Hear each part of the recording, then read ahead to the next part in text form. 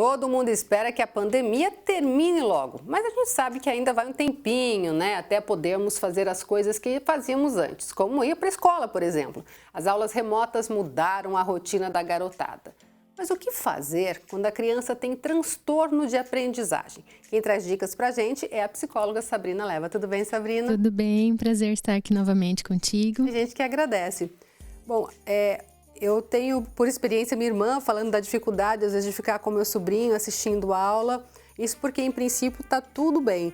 Agora, a criança com transtorno é mais complicado, né? Com certeza. Eu até, assim, fazer uma observação. Acho que tudo bem, nunca tá, porque as crianças tiveram que se adaptar a uma nova rotina. E como você bem disse, quando tem um transtorno de aprendizagem, aí a adaptação ela é maior, ela exige mais, né? Então Não, mas mesmo meu sobrinho e minha irmã tem que ficar junto ali, senão ele não assiste a aula, Exatamente, é bem por aí. E aí acho que é importante entender qual é a necessidade da criança, qual a dificuldade, né? Acho que o primeiro passo é entender qual que é o transtorno, né?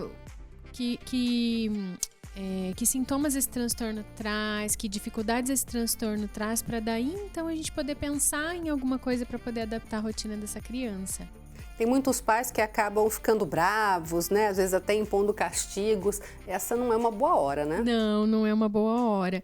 E a família tem dificuldade de lidar com isso, até porque eles não foram preparados, né, Elaine? A gente sabe que mesmo os professores têm bastante dificuldade de lidar com crianças com transtorno de aprendizagem, porque a gente também não aprende isso na academia, né? Nos cursos de pedagogia hoje, quase todas as áreas têm, todas as licenciaturas têm alguma disciplina que fala sobre inclusão, sobre transtorno de aprendizagem. Então, digamos que os professores estão um pouquinho mais preparados, mas na prática mesmo, na hora do vamos ver, na hora que tá a criança ali com dificuldade, é muito difícil, porque cada caso é um caso. Não tem como a gente dizer, por exemplo, o TDAH, que é bem comum. Não tem como dizer que todas as crianças com TDAH vão responder da mesma forma, porque depende do jeito da criança, depende da educação, depende da própria personalidade, do temperamento dela, né?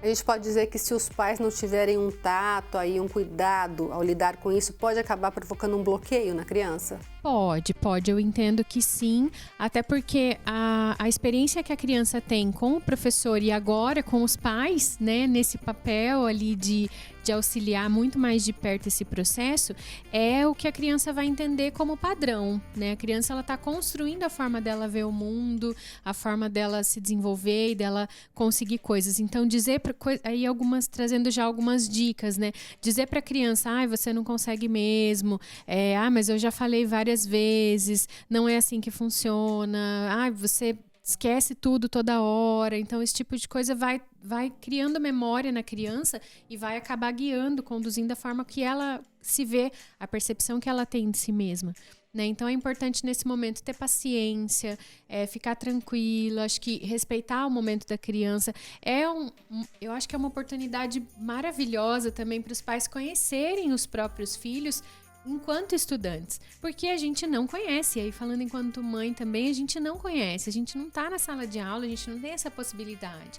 Então acho que trocar bastante com o professor, né? Todas as escolas têm algum canal aí de acesso para estar falando com a coordenação pedagógica, com a direção. Então, pedir também dicas, olha, eu tô tentando fazer isso, não deu certo, porque é a hora que eu, como mãe, não sei fazer, porque não é meu papel. De fato, a família, os pais falam muito isso, né, nas redes, não é meu papel. De fato, não é, mas é o que a gente tem para fazer, é o que tem para hoje, né? E é seu filho, né? E sua é filha. seu filho, exatamente. Então, acho que o principal aí é estar muito próximo dos especialistas, né? Toda criança que tem um transtorno de aprendizagem, enquanto psicóloga, enquanto escola, a gente sempre sugere que a criança tenha um acompanhamento profissional, seja de psicólogo, de médico, de psiquiatra, de neurologista. Então, assim, procure o seu especialista, fale com ele, peça dicas, orientações de como conduzir, principalmente nesses momentos de a criança não sabe, eu também não sei o que fazer, né? E tá muito próximo da escola também para estar trocando essas experiências, é o que a gente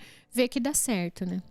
Você falou de ver o que a criança sente, é legal conversar, como é que se consegue levantar aí, saber como é que ela está se sentindo, como é que se faz para abrir esse canal, que muitas vezes a criança também se sente meio mal, né, de falar para a mãe. Sim, é importante estar próximo e observar acima de tudo. Até porque quanto menor for a criança, mais difícil vai ser para ela manifestar o que ela está sentindo, o que ela está pensando, o que ela conhece, o que ela está conseguindo ou não, né? As crianças têm uma expectativa de chegava em casa antes, aí como é que foi a escola? Foi tudo bem.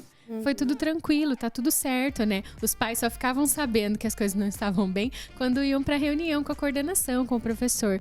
Então, acho que é importante estar atento, estar muito próximo, observar os sentimentos da criança, as reações, na verdade, né, que ela vai expressar, observar como que ela reage à sua intervenção. Então, se você deu uma bronca, chamou atenção, pegou no pé, porque tem que pegar no pé também, criança a gente tem que pegar no pé, tem que cobrar, né? Mas como que ela reagiu a isso, como que ela ficou depois, eu acho que tá prestando atenção ali no que a criança vai manifestar, porque ela dificilmente vai falar claramente, porque às vezes nem ela entende o que ela tá sentindo. E como é que funciona, por exemplo, em insistir em um determinado ponto? Sei lá, a criança não está entendendo uma determinada situação, uma lição ali. Como fazer essa insistência para que ela vá buscando aprender aquilo sem de repente deixar a criança muito irritada, porque às vezes é ruim, né? Até para ela assumir que não está dando ali para acompanhar. Eu acho que essa dica, inclusive, vale até para nós, sabe? Eu trabalhei com um professor uma vez que ele sempre fala, professor de física, e física tem coisas extremamente difíceis, né? Enfim, das fórmulas, das coisas todas que eles fazem. E ele falava assim para as famílias, e eu adotei isso para mim. Ele fala, e falo hoje, né, nos atendimentos, quando você faz um exercício 1, 2, 3 vezes e não deu certo, rasga o papel, joga fora, vai dar uma volta, vai tomar uma água, senta no meio-fio e fica olhando para o céu. Então, assim, dá um tempo para a criança, né? Trazendo para a nossa realidade aqui, da nossa entrevista, do assunto de hoje. Então, assim, dá um tempo para a criança e dá um tempo para você mesmo. Porque quanto mais o pai ficar irritado, menos a criança vai conseguir, porque a criança tem naturalmente uma expectativa de agradar os pais. Então, se ela perceber que o pai tá ficando irritado e nervoso, ela também não vai conseguir evoluir. Então, é aquela história mesmo. Dá um tempo para ela e dá um tempo para você, respira, toma uma água e depois começa de novo do zero. Eu acho que é sempre o melhor caminho, dar um passo para trás, porque não tem, assim, nenhuma escola tem aquela pressa, assim, de tem que ser hoje, tem que ser agora, né? Se eu tô fazendo um exercício agora, eu posso não conseguir e fazer mais no final do dia, fazer no dia seguinte. E a escola vai entender também, se você disser, olha, não consegui, né?